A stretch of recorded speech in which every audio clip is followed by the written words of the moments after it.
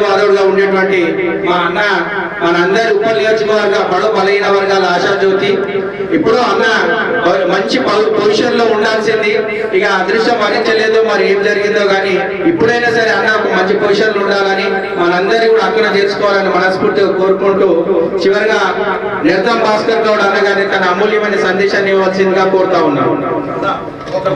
ఉప్పల్ నియోజకవర్గ అఖిల పక్ష ఉద్యమకారుల వేదికగా వచ్చిన ప్రతి పార్టీ నుంచి ప్రతి ఒక్క ఉద్యమకారికి ధన్యవాదాలు. ఇది ఎవరో కూర్చొని కాలేదు. ముఖ్యంగా ఈ రోజు ఈ కార్యక్రమానికి డాక్టర్ శ్రీనివాసరావు కూడా పిలవడం జరిగింది. శ్రీనివాసరావు గురించి చెప్పాలంటే వాస్తవానికి కూడా ఉద్యమకారులకు ఊపిరి పోసేవాడు. ఆ రోజు రాష్ట్రాన్ని తీసుకొచ్చే ఉద్యమకారులు ముందు వస్తూ ఉంటే రాష్ట్రం వచ్చినాక ఉద్యమకారులను మర్చిపోతారు. వాళ్ళ కష్టాన్ని ఏ ప్రభుత్వం గుర్తించదు. కేవలం రాజకీయాల్లో భాగంగా తీసుకొచ్చిన రాష్ట్రాన్ని అమరులైన కుటుంబాలని ఎప్పటికప్పుడు పలకరించుకుంటూ ఉద్యమ స్ఫూర్తిని తీసుకెళ్తున్న శ్రీమసీనారాయణ గారు, అదేవిధంగా నా తోటి మిత్రులు జగదీష్ గారు, సదానంద్ గారు, దయానంద్ గారు, మా సర్పంచ్ జనార్దన్ రెడ్డి గారు, రామయ్య గారు, అదేవిధంగా మా తమ్ముళ్ళు సత్యరాజ్ గారు, సంపత్ గారు, ప్రసాద్ గారు, చారి గారు, నాయక్ గారు, కృష్ణనాయక్ గారు, మా ఉప్పల్ కేసీఆర్ సార్ గారు, ఈ విధంగా వీళ్ళందరూ అంటే ఈ రోజు సమావేశం ముఖ్యంగా దేని గురించి పెట్టుకున్నాం. ఇక్కడి నుంచి ఉద్యమకారులకి ఏ విధమైన సందేశాన్ని పంపిద్దాం అనుకుంటున్నాం. ఏ విధమైన ఉద్యమకారులని రేపు రోజున ఈ ప్రభుత్వం కేవలం కమిటీగానే పెట్టిందా లేదా కాలయాప కమిటీగా ఉందా అని విమర్శించకుండా వాస్తవం కదా ఈయనలో ఏ విధంగా ఇవ్వలేదు. రాష్ట్రం ఏర్పడింది అంటే ముఖ్యంగా ఉద్యమం. ఆ ఉద్యమంలో పాల్గొన్న ప్రతి తెలంగాణ బిడ్డ, కవులు కావచ్చు, కళాకారులు కావచ్చు, విద్యార్థులు కావచ్చు, వివిధ సంఘాలు కావచ్చు, ఈ క్రమంలో రాష్ట్రాన్ని తీసుకొస్తాం. ఇది మా ఆత్మ గౌరవం. మా నీళ్లు మాకు కావాలి, మా నిధులు మాకు కావాలి, ఈ విధంగా మా ఉద్యోగాలు మాకు కావాలి. మా రాష్ట్రం బాగుపడుతుంది, రాష్ట్రంలో నా కుటుంబం బాగుపడుతుంది, దోపిడీకి గురవుతుంది. నా రాష్ట్రంలో, నా ప్రభుత్వంలో, సమైక్య రాష్ట్రంలో మేము రెండో తరగతి విద్యార్థులుగా ఎంత బీచ్లో కూర్చొని మాకు రావాల్సిన ఫలితాలు మేము తీసుకోలేకపోతున్నాం. మా నీళ్లు దోపిడీ జరిగిపోయినాయి, మా నిధులు దోపిడీ జరిగిపోతున్నాయి.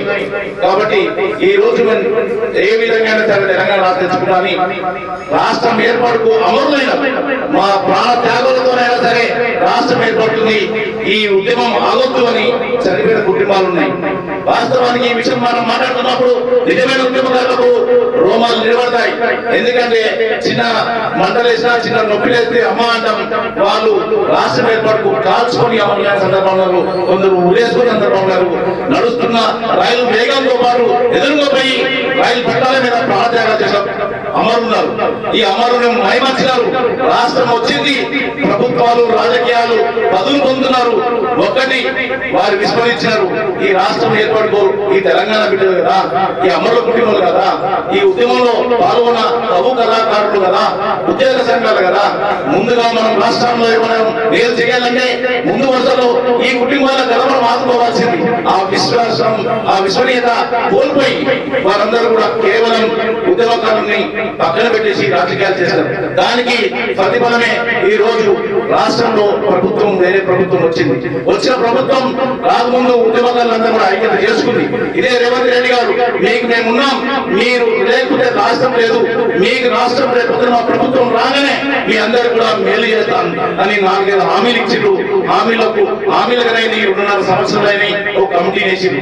ఈ కమిటీ మీద కొందరు మాట్లాడుతున్నాం. ఎందుకంటే 2.5 సంవత్సరాలైన కమిటీ ఎన్నికనే రేపు ఈ కమిటీ వేసిన ఉద్యమకారులకు ఇస్తారా ఈ 750 గజాలు కావచ్చు, చనిపోయిన అమర కుటుంబాలకు 25,000 పెన్షన్ కావచ్చు, గుర్తింపు కార్డు కావచ్చు, అదేవిధంగా పెన్షన్ కావచ్చు, చాలా విషయాలు లబ్ధిస్తున్నారు. కానీ ఈ రోజు కూడా ఆచరణలో లేదు. కమిటీల పేర్ల మీద కేవలం ఇది కాలయాపన జరుగుతుంది. దానికి మనం ఏం చేద్దాం? ఇప్పుడు మన హక్కుని మనం ఏ విధంగా తెచ్చుకున్నాం?